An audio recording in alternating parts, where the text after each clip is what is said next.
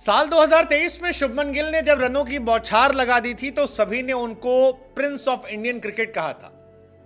लेकिन अब ऐसा लगता है कि शुभमन गिल के लिए रियलिटी चेक का टाइम आ गया है एंड इट्स हाई टाइम कि शुभमन गिल को बताया जाए कि अब आप रेड अलर्ट जोन से गुजर रहे हैं, जहां पर जो कुछ आपके साथ हो रहा है ना वो आपके लिए अच्छा है ना टीम इंडिया के भविष्य के लिए अच्छा है। क्योंकि आईपीएल 2023 के बाद से शुभमन गिल का जो फ्लॉप शो शुरू हुआ उसकी कीमत उन्होंने भी चुकाई है।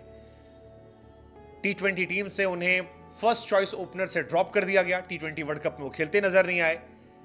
उसके बाद अभिषेक शर्मा, ऋतुराज गायकवाड़ को टीम से बाहर करके उन्हें वाइस कैप्टन बनाया गया ताकि वो टीम में खेल सके।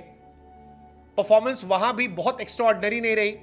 वनडे में वो फ्लॉप रहे, इर्रेस्पेक्टिव कि उन्हें वाइस कैप्टन बनाया गया था और जायसवाल को डेब्यू नहीं कराया गया था। लेकिन सवाल अब टेस्ट क्रिकेट का है, जहां पर शुभमन गिल लगातार फ्लॉप चल रहे हैं। एक अहमदाबाद की पारी हटा दी जाए, बीते साल जहां पर शतक लगाया था तो शुभमन गिल प्रिंस वाला कोई काम नहीं कर रहे और एक बार ये फिर हरकत चेन्नई में दिखाई पड़ी। चेन्नई में खेले जा रहे पहले टेस्ट मैच में अगर कोई खिलाड़ी सबसे ज्यादा डिसअपॉइंट करता है तो वो नाम शुभमन गिल का था, क्योंकि शुभमन गिल 0 पर आउट हुए। साल 2024 में जो खिलाड़ी सबसे ज्यादा बार 0 पर आउट हुए हैं उसमें बुमराह के बाद दूसरा नाम जो है वो शुभमन गिल का है। रोहित शर्मा फ्लॉप रहे। रोहित के बाद 3 नंबर के खिलाड़ी को आमतौर पर यह जिम्मेदारी होती है कि आप अगर ओपनर फ्लॉप होते तो आप थोड़ा सा कंटिन्यू कीजिए, रनों को संभालिए, आपके साथ एक एग्रेसिव बल्लेबाज है। लेकिन जायसवाल खड़े रहे, गिल आए और गिल कब गए पता नहीं चला। विराट कोहली भी खराब शॉट खेलकर आउट हुए, वो भी 0 पर गए। लेकिन शुभमन को लेकर सवाल इसलिए क्योंकि विराट, रोहित ने कम से कम जवानी के दौर में इतने रन बनाए हैं जिसको लेकर उनकी एक लेगेसी है।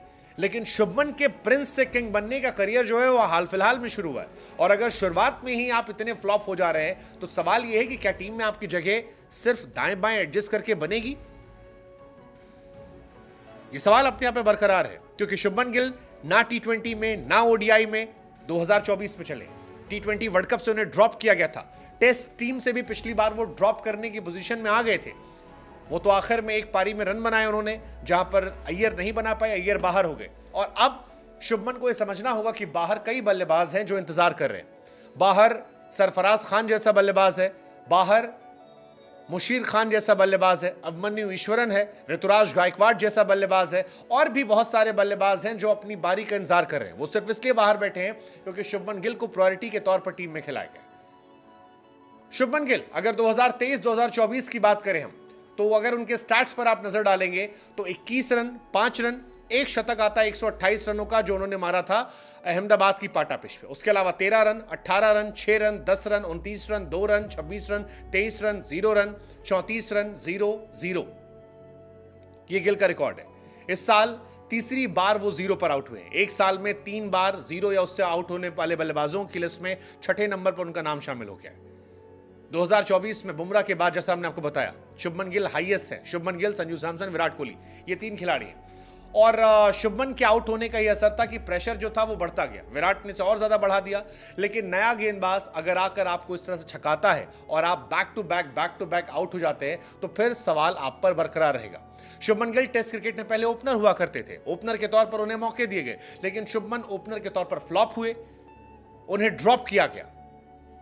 उसके बाद चेतेश्वर पुजारा को जब टीम से निकाला गया तो गिल को 3 नंबर पर एडजस्ट किया गया, लेकिन ना ओपनर के तौर पर और ना 3 नंबर पर गिल अपनी जगह बना पाए। टेस्ट क्रिकेट की 29 पारियों में शुभमन गिल के सिर्फ 874 रन है, जबकि यशस्वी जायसवाल ने 9 मैच में 1000 से ऊपर रन बना लिए।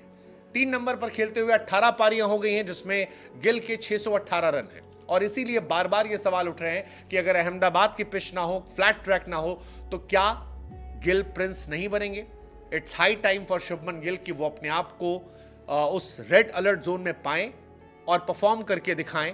अदरवाइज बहुत सारे खिलाड़ी जिनका हम बार बार जिक्र कर रहे हैं, इंडियन क्रिकेट हमेशा से बदलाव के लिए रहा। अश्विन ने जो पारी खेली है, मतलब अगर आप रविंद्र जडेजा की पारियों को उठा लेंगे, रविंद्र जडेजा का स्टार्ट साल 2017 के बाद से आपके शुभमन गिल और केएल राहुल से बेहतर चल रहा है। और अगर आप जडेजा से बेहतर रन नहीं बना पा रहे हैं तो आप इंडियन क्रिकेट में कम से कम प्रिंस तो नहीं कहला पाएंगे। 37वीं बार शुभमन गिल टेस्ट क्रिकेट में फेल हुए।